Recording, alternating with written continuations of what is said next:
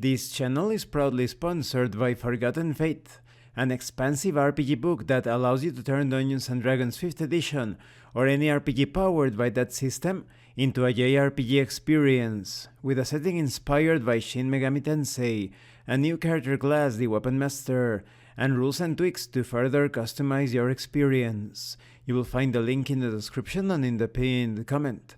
This channel is also proudly sponsored by the Red Room Publishing. Please check out their store for exclusive tabletop RPG products.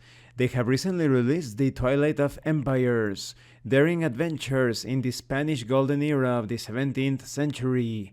You will find the link in the description and in the pinned comment, and make sure that you check out their ongoing contest.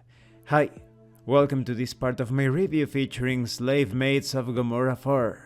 If you haven't seen the other parts of my review, featuring this tabletop RPG where a dominatrix and her team of slaves travel across the galaxy in search of pleasure and glory, please check out the playlist in the description below. This time we are going to talk about Dominatrix creation. And to help us illustrate this video we have Kyoka Uzen from the Chained Soldier anime. Dominatrices don't actually do anything. Their primary job is to maintain a vibe. You are an executive figurehead who draws on your power sources to grant legitimacy to your orders despite the fact that you are slightly weaker at everything, including the thing you are in charge of, compared to your slaves. Step 1 is Attributes. A dominatrix rolls 2d6 divided by 4 rounded down for all her attributes except Will, which is set by Fiat and is 2 by default, although some dominatrices are more or less fragile than others. Step 2 is Stress Explosion. The dominatrix rolls on the Stress Explosion table or picks 1.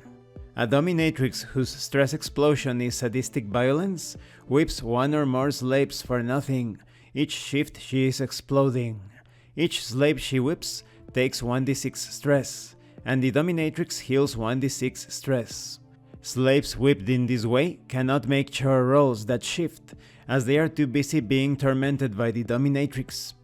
Unlike slaves, dominatrices do not recover stress by resting, but by the process of exploding. Perhaps you go on a rampage, maybe you are racing, perhaps you are sleeping, or maybe through arson. It depends on your explosion. Step 3 is Special Traits. The dominatrix rolls for between 2 to 3 special qualities on the same table as the slaves in Step 3. Perhaps you have horns.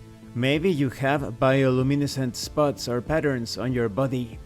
Or perhaps you have the special symbol of the bat. Step 4 is Power Sources. Power sources are your source of legitimacy as a dominatrix. Power is a mummer's trick.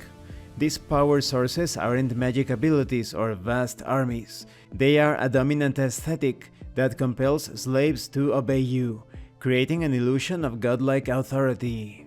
Maybe you are an incredible beauty, maybe an aristocrat, perhaps a sadistic terror. A dominatrix can expend a power source for a special order, calling upon the deepest reserves of her power source to compel a slave to push herself beyond her usual limit. If a dominatrix runs out of power sources completely, then slaves no longer feel like obeying her orders. It's important to note that power sources can also be expended to solve specific scenario goals. Step 5 is Finishing Touches. The dominatrix selects a name and the 6 articles of clothing for her outfit: outerwear, 4 middle layers, and underwear. And this concludes this part of the review. In the next part we are going to talk about Eidolons. When it comes to the dominatrix character, this is obviously a game master character. So as the dominatrix, you can join in on the fun. As a dominatrix, you are able to assist the slaves to complete their objectives and missions, while at the same time establishing your authority. Thank you for watching this part of the review. Don't forget to leave a like, a comment, and subscribe. And thank you so much to those of you that are going the extra mile to support the channel. If anyone else wishes to further support the channel, consider joining as a member, or use the super thanks button. You can also check out the information in the description and in the pinned comment. This has been your host, Abraham El Jaguar, a professional game master, And remember, in tabletop RPGs, it's not about what you want your characters to do, it's about what your characters are doing. Once again, thank you and see you later.